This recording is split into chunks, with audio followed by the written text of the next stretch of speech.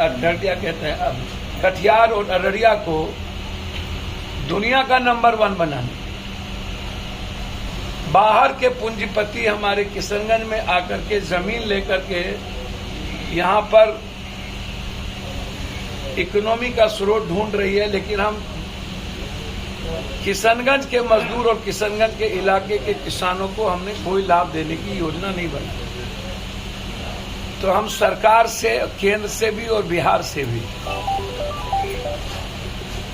Seemanchal development, Kosi development और मिथिला के लिए विशेष पैकेज की हम मांग करते हैं, जिससे फैक्ट्री जो बंद हो गई उसका निर्माण, पुनर्निर्माण कर सकें और मखान पर, दूध प्रोसेसिंग पर, फूड प्रोसेसिंग पर और मक्का पर हम कम से कम 10 बड़ी फैक्ट्री का प्रायोजन कर सकते हैं। खेत का कमी नहीं है, हम खेत देने को तैयार हैं। हमारे पास नदी की जमीन ही इतनी है, यदि हम उसको सही यूटिलाइज कर लें तो हम सबसे ज्यादा जमीन हम हिंदुस्तान में हम इस इलाके से देंगे। लेकिन चूंकि बाढ़ के कारण और सही यूटिलाइजेशन नदी का हम नहीं कर पा रहे हैं, सरकार का ध्यान नहीं है, जिसके चलते हजारों हजार एकड़ जमीन पड़ती पड़ी रह जाती है। इसलिए हम बाढ़ के लिए विशेष पैकेज, कैंसर, टीबी,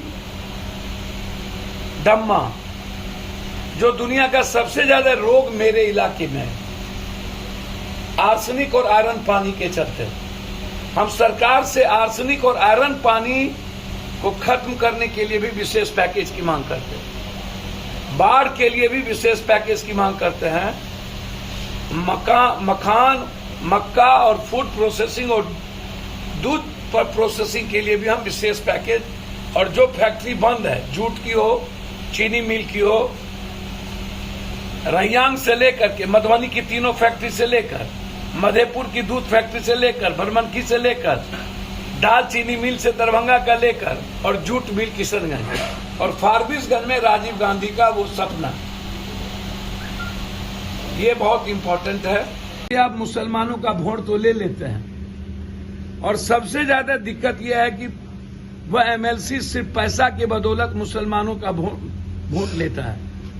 मुझे दुख इस बात का है कि मुसलमान के जनप्रतिनिधि ऐसे एमएलसी को जन्म बनाते हैं जो सिर्फ जहर पैदा किए। वो देखने में जितना हो, वो जिस तरीके से यहाँ अमित शाह जी आए और रात भर इस इलाके में रक्त रंजित और रक्त चरित करने का रास्ता नया ढूंढने का प्रयास किया, न तो बीजेपी की, केंद्र की कभी भूमिका सीमांचल में 1 रुपये की रही, न उन्होंने कोई सीमांचल और में डेवलपमेंट के लिए कोई 1 रुपया दिया।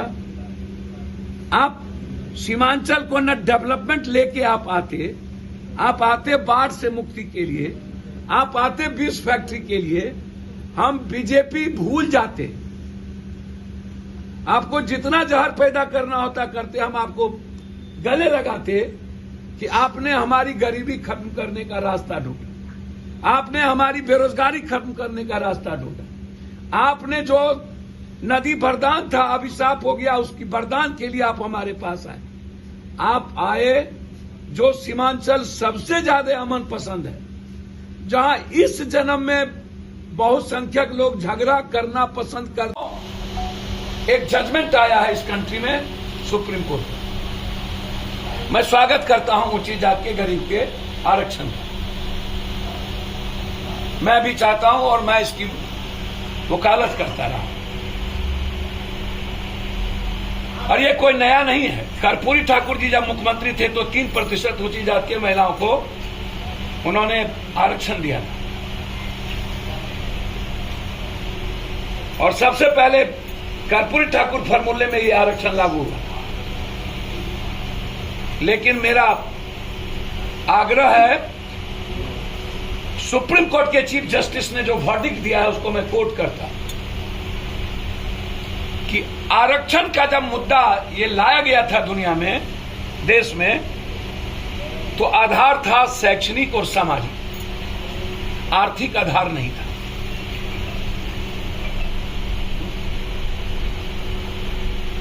अब आपने भाजपा के गंदे मिजाज ने ऊंची जात को आरक्षण देना गलत नहीं है, लेकिन पिछड़ी जात और अत्यंत पिछड़ी जात और दलितों के आरक्षण को मारना, खत्म करना, ये दुनिया का सबसे बड़ा महापाप। बीजेपी ने दलित, अत्यंत पिछड़े और पिछड़ों की हकदारी छीनी है। यदि आपने 10% आरक्षण ऊंची जात को हम लोगों ने मिल के दिया, तो हमें 55% से ऊपर पिछड़ों के आरक्षण के रूल्स को लागू करना चाहिए। और यदि आप आर्थिक आधार पर आरक्षण देने की वकालत किए हैं, तो हम नरेंद्र मोदी को चैलेंज और चुनौती देते हैं किशनगंज से, यदि हिम्मत और औकात है पिछड़े जाति और दलितों के साथ खड़े होने की, तो आर्थिक आधार पर आरक्षण आप तब दीजिए जब आप जाति जनगणना आर्थिक आधार पर करके सामने लाइए। पहले आप हिंदुस्तान के जाति जनगणना को आप लाइए कि निषाद, मला, केवट, नानू, चंद्रवंशी, नुनिया, कानू, कुहार, कमार, शाह, चौधरी, कलवार, ये जितनी जातियां हैं हिंदुस्तान में, पासवान, राम, मुसैर, भुइया, पासी, ये जितनी जातियां हैं जो गरीब है, शैक्षणिक और आर्थिक नहीं था, सामाजिक राजनीतिक आधार पर भागीदारी थी। हम नरेंद्र मोदी, हम जिस दिन आएंगे उसकी सारी हैकड़ी निकाल देंगे। हम दिल से कह के आ जा रहे हैं, जिसको जितना ताकत है लगा लेना उस वक्त। ये अड्डा बना हुआ है नफरत का, रात भर हार्डकोर लोगों को बुला करके बांग्लादेशी, रहियांगी, कौन मना कर रहा है? बांग्लादेशी जो रहिया, औकात तो इनकी है नहीं। जो 100 साल 2 सालों से जिसका दर बदर, पुष्ट ब पुष्ट, जिसको भारत के संविधान में मान्यता प्राप्त है, उसको आप क्या रहियांगी कहेंगे?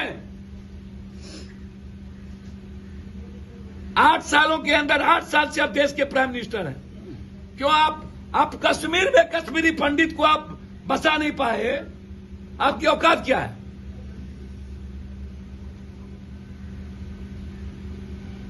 और मैं चुनौती देता हूं आरएसएस के, कल जो संत लोग कर रहे थे, हम साथ देने को तैयार हैं। चीन और पीओके की बात कर रहा था ना, पप्पू यादव पहला आदमी होगा चीन के में, जो भारत का जो जमीन है चीन में, नरेंद्र मोदी आगे बढ़े, हम एमपी सिर्फ छोड़ करके लड़ने को तैयार हैं।